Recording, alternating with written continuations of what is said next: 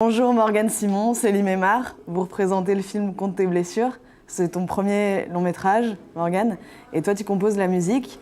Alors ce film, il retrace la relation d'un père et de son fils. Lui, le père, il est poissonnier, brutal, en tout cas maladroit. Et son fils Vincent, il est chanteur de post-hardcore. C'est Kevin Azaïs qui interprète le rôle. Et donc Célim et Julien sont aussi à l'écran. Ensemble, ils forment un groupe.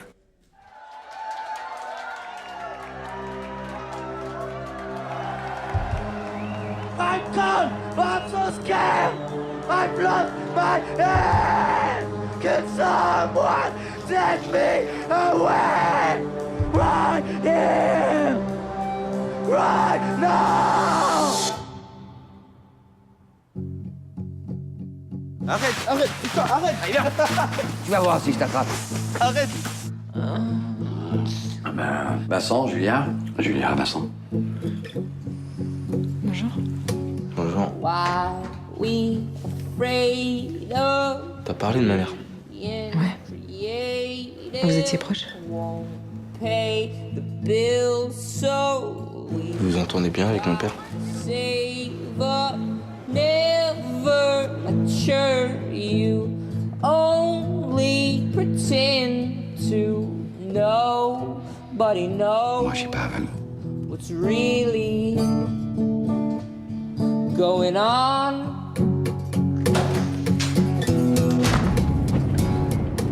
C'est quand que tu vas te casser de la maison?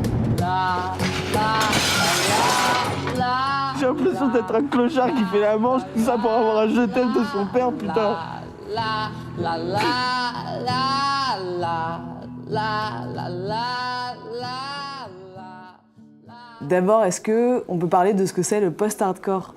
Alors, le post-hardcore, c'est une musique rock alternative. Qui dit post-hardcore signifie qu'il y a eu le hardcore aussi avant et qui existe toujours. C'est une musique qui date des années 80, rock assez énervé, assez dans la revendication. Et le post-hardcore, c'est une façon un peu plus mélodique de faire ce genre de musique. Après, chacun peut avoir sa définition, c'est un peu un fourre-tout. Je sais pas ce que toi, Célim, ça te dit, ça t'évoque. C'est un peu l'émotion ramenée dans l'ancien punk. Voilà, c'est du punk émotif. Cool. Et alors, c'est tous les deux, vous avez baigné dans ça, vous vous êtes rencontrés à travers ce style de musique ? Moi, ça fait une dizaine d'années que j'écoute ce genre de style, le punk rock, le hardcore, les mots. Et on s'était rencontrés avec Célim sur un film précédent, parce qu'il était dans le groupe de Julien Krug, qui joue le tatoueur dans le film et qui a écrit les paroles des deux morceaux qui ont été composés. Et je l'avais fait jouer du coup dans le film à l'époque. En fait, du coup, cette musique, elle est vraiment à l'origine du film. Et si chacun, vous pouvez parler de le rôle qu'elle a dans le film, quoi, ce qu'elle permet d'exprimer. Le film, il travaille une sorte de balance entre ce qui se passe, les non-dits à la maison en fait. Finalement, tous les silences qui sont hyper pesants et tout ce qu'on ne peut pas exprimer. Et du coup, sur scène, le personnage principal, il l'exprime d'une façon assez rageuse. Ce qui est intéressant, c'est que cette musique, on peut la percevoir comme hyper agressive, surtout la première scène. Et en fait, on se rend compte que c'est vraiment quelque chose qui est plutôt de l'ordre de la libération, en fait. C'est quelque chose de cathartique. Et même en tant que spectateur, même si on n'aime pas forcément cette musique, on ressent pourquoi il a fait cette musique. Et je pense que c'est un des premiers films qui vraiment parle de ce style-là, on va dire du métal en général, d'une façon vraiment émotionnelle et qui ne cherche pas à singer ce genre de musique, comme on peut le voir dans plein de films.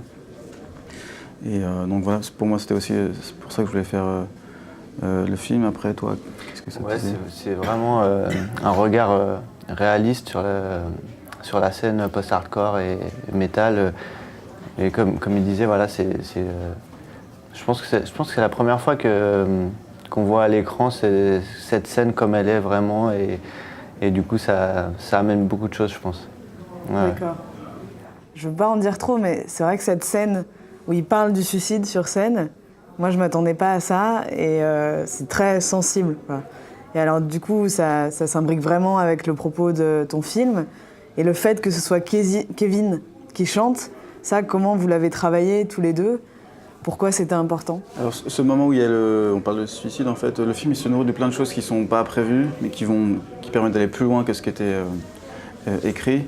Et ce que j'aimais bien dans cette scène, c'était que d'un coup, il y a quelqu'un qui est monté sur scène juste avant le groupe qu'on devait filmer et qui a commencé à dire aux jeunes, voilà, si vous avez besoin de parler, venez me parler à moi.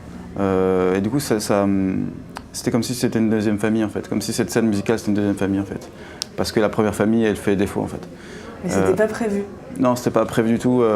Après, c'était un choix de le garder au montage et c'était hyper beau, c'était hyper doux et totalement inattendu par rapport à ce style de musique. Et en même temps, ça montrait c'était quoi cette culture en fait. Que c'était bien plus que du bruit comme on pourrait l'imaginer par les médias classiques. Et l'idée pour Kevin, c'était oui, qu'il soit capable de crier. Donc le deal avec lui, c'était qu'il puisse enregistrer des voix en studio, ensuite refaire ça en live en fait, pendant le tournage. Donc tout ce qui est dans le film, c'est du live en fait. Donc on a monté un groupe, Céline a composé 2 morceaux, Julien Krug a écrit les paroles des 2 morceaux. Il y a eu pas mal de répétitions. Et puis le tournage, c'était vraiment en condition de concert en fait. Donc d'un coup, on a vraiment créé un groupe pour le film en fait. Et donc Céline, toi... Ouais, on a vraiment on a créé un groupe comme on l'a toujours fait. Pour ma part, avec Julien, on avait un groupe ensemble avant. Là, c'était pareil, il y avait un batteur, il y avait Kevin. Alors Julien a beaucoup coaché. Oui, il y a eu un coaching il y a eu du coaching pendant plusieurs semaines pour que Kevin soit capable de scrimer, comme on dit, d'apprendre un peu la technique. Et donc c'était important que ça soit justement Julien qui joue son meilleur ami dans le film, qui soit à côté de lui. Enfin, c'était vraiment un beau moment, je pense, pour eux. Ouais, c'est un vrai groupe. Ouais, lui, ça se sent que ça a nourri son travail. Pareil, ce moment où il a la voix cassée après avoir scrimé, c'est touchant même dans ce que ça dit d'humanité, quoi. Enfin, de jeu d'acteur. La scène juste avant, il est hyper charismatique, il est en train de chanter. Il y a le personnage de Monia Chokri qui arrive, qui est forcément fasciné par ce qu'elle voit, parce qu'elle découvre totalement ce milieu. Et juste la scène après, il a la voix complètement cassée, il est tout gentil, tout doux. Et ça crée vraiment un paradoxe qui est très touchant, qui ramène vraiment à ces contradictions et finalement à plusieurs personnes qu'on est chacun en fait. Et alors, pour toi et Julien, comment c'était de jouer réciproquement ? Moi, pour le coup, on va dire, je suis plus dans la musique, donc j'ai vraiment un petit rôle dans ce film. Et Julien, qui est maintenant devenu comédien depuis un certain temps, ça a été vraiment, je sais pas, c'est vraiment une révélation, en tout cas pour lui, je pense, de délivrer ça à l'écran. Julien, c'est un mec qui est tout tatoué, qui est vraiment représentatif de la scène post-hardcore. Moi aussi, je suis plus dans le fond, je suis guitariste, chanteur, voilà. Et du coup, on a vraiment pris plaisir à jouer ça devant les caméras parce que c'était très inattendu. Voilà. Super. Et donc les scènes de concert que tu dis que vous avez vraiment fait live, c'était avec un vrai public, comment ça s'est tourné ça ? Il y a plusieurs scènes de concert. La toute première dans le film, c'était sans public parce que forcément là, Kevin, il devait chanter devant tout le monde, déjà devant toute l'équipe, c'était déjà assez impressionnant. Et même, l'idée c'était vraiment d'être que sur Kevin, sur le groupe, donc il n'y avait pas besoin de mettre du public.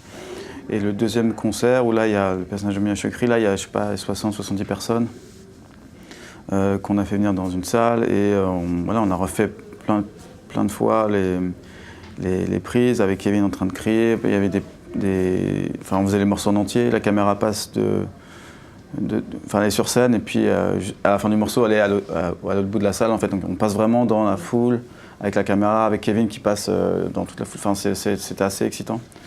Et du coup le fait que ça soit vrai en fait, c'est une ambiance survoltée. Réaliste. C'était vraiment, c'est comme ça que ça se passe dans les gens étaient vraiment hyper excités en fait. Ils voyaient qu'en tout cas, c'est des gens qui aimaient plutôt ce genre de musique, et ils voyaient qu'on faisait vraiment quelque chose qui n'était pas du tout fake, quoi. Ok. Et alors, après, par la suite, est-ce que vous avez eu envie de vraiment faire jouer le groupe en dehors du film ? Est-ce que Kevin, c'est vrai que Kevin, plusieurs fois, il a dit « ouais, j'aimerais bien continuer ». Parce que lui, il vient du hip-hop, donc il ne connaissait pas du tout ça. Et il a vraiment éprouvé un plaisir voilà, très cathartique d'exprimer des choses aussi de cette façon-là. Ouais, et toute la BO est intéressante en fait. Comment ça s'est passé pour le choix des autres chansons, celle du générique de fin? Alors, je me souviens plus du nom. Celle du générique de fin, elle est composée par un artiste qui s'appelle Good Health. Ouais. En fait, c'est un morceau acoustique. Et moi, j'ai travaillé avec lui sur plusieurs films, en fait. Et en fait, c'était le guitariste d'un grand groupe de post-hardcore qui s'appelle Dance Gavin Dance. Donc, il a créé ce petit groupe à côté, Good Health tout seul. Et je pioche dans ses morceaux depuis des années. Et celui-là, je savais dès le départ que ça serait la musique de fin du film, c'est la musique de la bande-annonce. Et ce que je voulais justement, c'était... T'as des morceaux qui sont très bruts du coup de post-hardcore et en même temps à côté, des choses beaucoup plus sensibles, acoustiques. T'as de la salsa aussi, des choses plus dansantes, plus sensuelles. Du coup, voilà, il y a tout un panel d'émotions qui traverse le film par la musique aussi. D'accord. Et qui sont finalement juste très proches de ce qui se passe à l'intérieur du personnage principal. Ok. Mais tu cherchais vraiment je sais pas si c'est un hommage, mais ce que je sens, c'est que tous, vous avez eu envie de mettre en valeur cette scène avec ses nuances. Voilà. Et voilà, c'est surtout de faire un film qui est nuancé en fait dans tous les aspects, tant dans la musique que dans les rapports, dans les personnages. Donc, c'est pas être dans la caricature. Ouais. Parce que ça, après, c'est lié en fait à ta façon de filmer, de concevoir le film, ce qui est important, le jeu d'acteur. Ouais, que ça soit nuancé, que ça soit complexe, profond et que ça ne s'arrête pas à des idées préconçues en fait. Qu'on aille beaucoup plus loin que finalement des choses qui nous rassurent en fait. Finalement, le film, il y a beaucoup de tensions, c'est assez instable, les relations, et du coup, en fait, c'est ce qu'on vit au quotidien, en fait, et ça fait aussi du bien de se confronter à ça, en fait. Il y a quelque chose qui nous ramène à notre propre vie, en fait. Enfin, je pense, Okay. mais... Et peut-être, toi, Céline, ta scène préférée du film?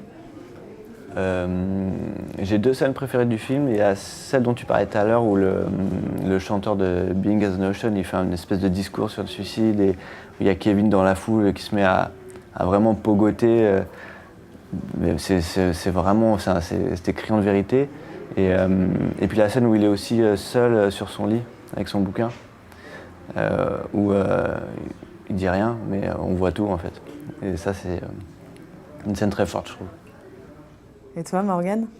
Moi, j'aime bien la scène de Pogo aussi. Ouais. C'est vraiment ça que je préfère, j'aime beaucoup cette scène. Et j'aime bien aussi la scène de fin, enfin toute la fin en fait. Toute la fin du film est vraiment, je trouve pour moi je la trouve vraiment très belle. Et j'en suis assez fier d'être arrivé à cet endroit-là en fait. Ouais.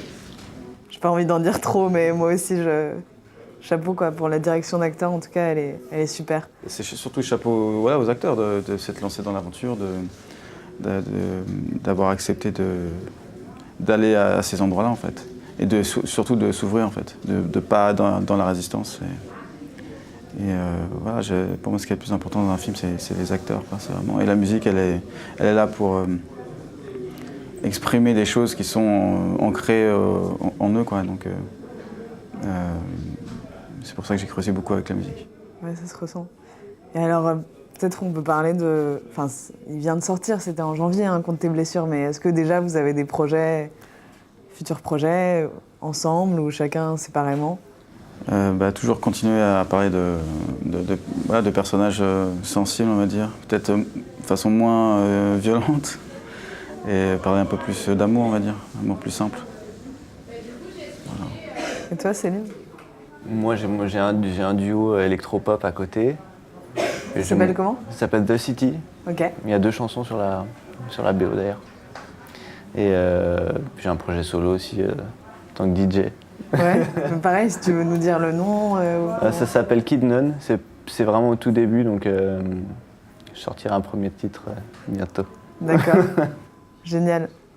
En tout cas, merci beaucoup d'être venu, c'est super Merci de vous à avoir ensemble, réalisateur, compositeur. Et je vous souhaite bonne chance pour la suite, bon festival. Merci. Beaucoup. Merci beaucoup.